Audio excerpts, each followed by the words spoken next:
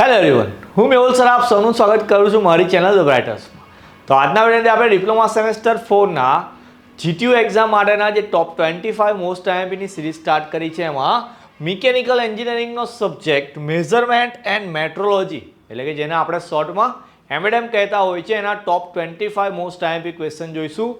આ ટોપ 25 most IMP question એવા છે કે જેમાં કોઈ ડલ સ્ટુડન્ટ હોય કે જેની તૈયારી અત્યાર સુધી ના થઈ હોય, એને એવું હોય કે મનમાં પાસ કેવી રીતે થઈશું, તો એ જો આટલા ક્વેશ્ચન તૈયાર કરીને જશે તો એ ઇઝીલી પાસ થઈ જશે. જે એવરેજ સ્ટુડન્ટ છે કે જેના બિટવીન 6 to 7 એસપીઆઈ આવે છે, જેના સારા એવા એસપીઆઈ આવે છે ડિપ્લોમા સેમ 4ની અંદર, તો એ જો આટલા ક્વેશ્ચન પાક્કા કરીને જશે તો એ સારા એવા ગ્રેડ સાથે, મતલબ કે સારા એવા એસપીઆઈ સાથે તમારું સેમેસ્ટર 4 તમે ક્લિયર કરી શકો. ઓકે, આ વખતે મે બી કોઈકની બેકલોગ થર્ડ સેમમાં રહી ગયો હોય તો આ વખતે બે પેપર એક દિવસે આપવાના છે, તો એમાં તમારે આખી બુક ક્રેક કરવી થોડીક મુશ્કેલ થઈ જશે. તો આટલા જે 25 ક્વેશ્ચન આપું છું એને ડિટ્ટો આન્સર સાથે એકદમ પાક્કા તૈયાર કરવાના, કે જેથી તમે 100% ગેરંટીથી પાસ થઈ જશો. પછી એમાં બી ટચુપચું તૈયારી નથી કરવાની, જે આન્સર જેવી રીતે હોય એ જ રીતે તૈયાર કરવાનો છે. ના સમજ પડે તો પહેલાં સમજવાની કોશિશ કરવાની, એના પછી તૈયારી કરવાની. બાકી એક ઓપ્શન તો છે જ, તમે લખીને તૈયાર કરી શકો છો. ટાઈમ ઓછો છે પણ મહેનત આપણે વધારે કરવાની છે આ વખતે. ઓકે, ચલો કયા આઈએમપી ક્વેશ્ચન છે જોઈ લઈએ. સૌથી પહેલાં તો મેડમમાં સૌથી પહેલો આઈએમપી ક્વેશ્ચન છે તમારો objectives and need of inspection. તો ઇન્સ્પેક્શનના હેતુઓ કયા અને ઇન્સ્પેક્શન શા માટે જરૂરી છે એ. ઓકે, બીજો ક્વેશ્ચન છે factors affecting on measurement. Measurement એટલે કે માપનને અસર કરતા પરિબળો. થર્ડ નંબર પર અહીંયા ડેફિનેશન એવું લખ્યું છે વ્યાખ્યાઓનો, મતલબ કે પહેલા ચેપ્ટરમાં જેટલી બી વ્યાખ્યાઓ આપેલી છે એ પરફેક્ટ તૈયાર કરવાની છે, કારણ કે 3 કે 4 વ્યાખ્યાઓ ભેગી કરીને એક 3 કે 4 માર્ક્સનો ક્વેશ્ચન તમને બનાવીને પૂછે છે. તમે પહેલા 3 સેમમાં ભણી ગયા એટલે તમને આઈડિયા હશે કે ડેફિનેશન્સ પૂછાતી હોય છે. તો મેં જે જગ્યાએ એક ક્વેશ્ચનમાં ડેફિનેશન લખું છું એનો મતલબ ક્લિયર છે કે તમારે ડેફિનેશન તૈયાર કરવાની છે. ઓકે, ફોર્થમાં જે difference between accuracy and precision, એટલે કે એક્યુરેસી અને પ્રિસિઝન વચ્ચેનો તફાવત, કે જે પહેલાં ફિઝિક્સમાં પણ આવી ગયેલો છે, મે બી કોઈને આવડતો પણ હશે. 5th નંબરમાં વર્નિયર કેલિપર એવું લખ્યું છે, એ પણ આપણે ફિઝિક્સમાં ભણી ગયા હતા. એ જ વસ્તુ એમએડએમમાં છે, તો એનો આપણે ડાયાગ્રામ દોરવાનો છે. પહેલાં આપણે ફિઝિક્સમાં ઓનલી ડાયાગ્રામ ડ્રો કરતા હતા, પણ હવે એનો પ્રિન્સિપલ બી લખવાનો કે કયા સિદ્ધાંત પર વર્નિયર કેલિપર કામ કરે છે અને એમાં માપ લેવાની જે પદ્ધતિ છે એ કેવી છે એ પણ અહીંયા તમારે દર્શાવવાનું છે, કે આપણે કઈ રીતે એમાં રીડિંગ લઈ શકીએ છીએ. ઓકે, 6 નંબરમાં જઈએ તો ringing method of slip gauge, એટલે કે સ્લીપ ગેજીસની રિંગિંગ પદ્ધતિ. 3 કે 4 માર્ક્સમાં પૂછાયો ક્વેશ્ચન છે. 7મો છે મિકેનિકલ બીવલ પ્રોટેક્ટર. તો જે રીતે વર્નિયર કેલિપર હતું એ જ રીતે મિકેનિકલ બીવલ પ્રોટેક્ટર છે, તો એની આકૃતિ દોરવાની, કયા સિદ્ધાંત પર કામ કરે અને કેવી રીતે કામ કરે એ દર્શાવવાનું તમારે. 8મા નંબર પર છે sine bar and its principle. Okay, એટલે સાઇન બાર છે કે જે સ્ટ્રેટનેસ માપવા માટે યુઝ થાય છે, એમાં બી સેમ કોન્સેપ્ટ છે. હવે સબ્જેક્ટ છે આપણો મેઝરમેન્ટ એન્ડ મેટ્રોલોજી. તો મેઝરમેન્ટ એટલે કે માપન કરવા માટેના જેટલા બી સાધનો છે, એમાં વર્નિયર કેલિપર જોઈ લીધો, મિકેનિકલ બીવલ પ્રોટેક્ટર જોયું, સાઇન બાર જોયું, ડાયલ ઇન્ડિકેટર જોયું. તો એ બધાના ક્વેશ્ચનના આન્સર તમારે એ રીતે તૈયાર કરવાના. તો સૌથી પહેલાં એનો ડાયાગ્રામ જોઈ લો, કયા પ્રિન્સિપલ પર કામ કરે, એટલે કે સિદ્ધાંત જોવાનો, કઈ રીતે કામ કરે છે અને કઈ જગ્યાએ ઉપયોગ થાય, અથવા તો કે એના શું ફાયદા છે એ તૈયાર કરી લેવાનું.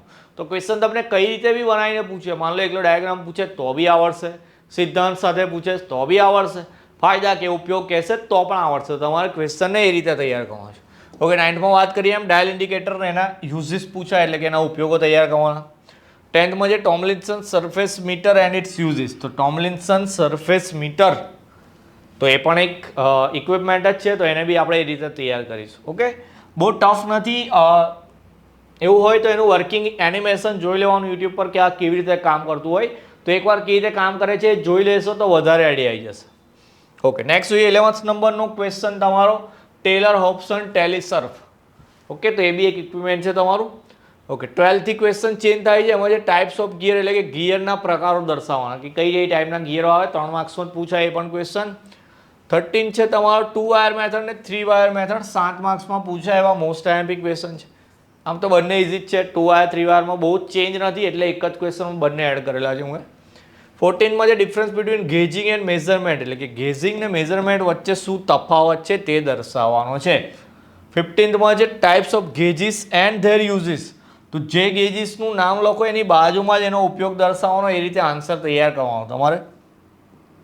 16થમાં જોઈએ તો advantages and limitations of limit gauge. તો પર્ટિક્યુલર લિમિટ ગેજના શું ફાયદા છે અને શું ગેરફાયદા છે એ તમારે દર્શાવવાનું છે. 17થમાં જે ક્લાસિફિકેશન ઓફ ટ્રાન્ડ્યુસર એટલે કે ટ્રાન્ડ્યુસરનું વર્ગીકરણ, એમાં ઓનલી નામ દર્શાવવાના. 18થમાં જે difference between resistance thermometer and thermistor એટલે કે રેઝિસ્ટર થર્મોમીટર અને થર્મિસ્ટર વચ્ચેનો તફાવત. 19માં જે થર્મોકપલ. 20માં જે difference between resistant thermometer and thermocouple, જેમ કે અહીંયા રેઝિસ્ટન્ટ થર્મોમીટર થાય થર્મિસ્ટર હતું તો એ થર્મિસ્ટરની જગ્યાએ આવે થર્મોકપલ છે. ઓકે, આ બેમાંથી એક તફાવત 4 માર્ક્સમાં મોસ્ટ આઈએમપી છે, મતલબ પૂછાશે જેવું કહેલું તો બી ચાલે. નેક્સ્ટ જોઈએ 21 તમારો છે ઇન્ડક્ટન્સ ટાઈપ ટ્રાન્ડ્યુસર. તો ઇન્ડક્ટન્સ ટાઈપ ટ્રાન્ડ્યુસર કે કાં તો એલવીડીટી કે, બંને ક્વેશ્ચન એક જ. બે રીતે પૂછાય, એલવીડીટી પૂછાય તો બી એ જ આન્સર લખવાનો, ઇન્ડક્ટન્સ ટાઈપ ટ્રાન્ડ્યુસર પૂછે તો પણ એ જ આન્સર લખવાનો. ઓકે, લિનિયર વેરિયેબલ ડિફરન્શિયલ ટ્રાન્ડ્યુસર પણ એ છે ઇન્ડક્ટન્સ ટાઈપ્સ. ક્લિયર? 22માં જે પીઝો ઇલેક્ટ્રિક ટ્રાન્ડ્યુસર એ બી તૈયાર કરવાનું છે. 23માં બર્ડન ટ્યુબ પ્રેશર ગેજ. 24 તમારું પ્રોફાઇલોગ્રાફ અને 25માં અગેન મેં લખ્યું છે વ્યાખ્યાઓ. તો કઈ વ્યાખ્યાઓની વાત હશે અહીંયા? Propagation delay, fan in fan out, એવી કોઈક જગ્યાએ ડેફિનેશન છે, મે બી ચેપ્ટર નંબર 4માં કે 5માં હશે, મને એક્યુરેટ યાદ નથી. પણ એ વાળી જે વ્યાખ્યાઓ છે, થ્રેશોલ્ડ ને એવું બધું આવે છે, એ વ્યાખ્યાઓ બી ખાસ તૈયાર કરવાની છે. એવું હોય તો જીટીયુના પહેલાંના પેપર ડાઉનલોડ કરી લેજો, જોઈ લેજો કઈ વ્યાખ્યાઓ પૂછાય છે. તો મેં અહીંયા 25માંથી 2 ક્વેશ્ચનમાં તો ઓનલી વ્યાખ્યાઓ લખેલું છે, એટલે જરા એનું ઇમ્પોર્ટન્સ સમજો. તો વ્યાખ્યાવાળા 1 કે 2 પ્રશ્ન તમને જીટીયુમાં 100% જોવા મળશે. તો લાસ્ટ 2-3 પેપર ડાઉનલોડ કરવાના, એમાં કઈ કઈ વ્યાખ્યાઓ પૂછાય છે એ વ્યાખ્યાઓ તૈયાર કરવાની. એની સિવાયની જે તમને 23 મોસ્ટ આઈએમપી થિયરી આપી એ એકદમ પાક્કી કરી લેવાની. તો તમે M&Mમાં 100% પાસ થશો, એ પણ સારા માર્ક્સ. ઓકે, તો આ જ રીતે તમને દરેક સબ્જેક્ટના એમપી મળી જશે. હવે એક્ઝામ બહુ નજીક છે તો તમારે હવે તૈયારી સ્ટાર્ટ કરી દેવાની. કોઈ બી પ્રોબ્લેમ હોય કોમેન્ટ સેક્શનમાં બતાવો, આઈધર ટેલિગ્રામ પર જઈને પર્સનલમાં મેસેજ કરો, જલ્દીથી તમને રિપ્લાય આપીને તમારી પ્રોબ્લેમનું સોલ્યુશન લાવી દઈશું. હવે મારું કામ થોડું ઓછું થયું છે, તમારી મહેનત હવે તમારે વધારે કમાઈ છે. જો કોઈની થર્ડ સેમમાં બેકલોગ હોય તો આ વખતે તો એક દિવસે 2 પેપર છે, તો આપણે સેમ 3ની પ્લેલિસ્ટ બનાવેલી છે ટોપ 25ની, ત્યાંથી એ પણ તૈયાર કરવાના, આ પણ તૈયાર કરવાના.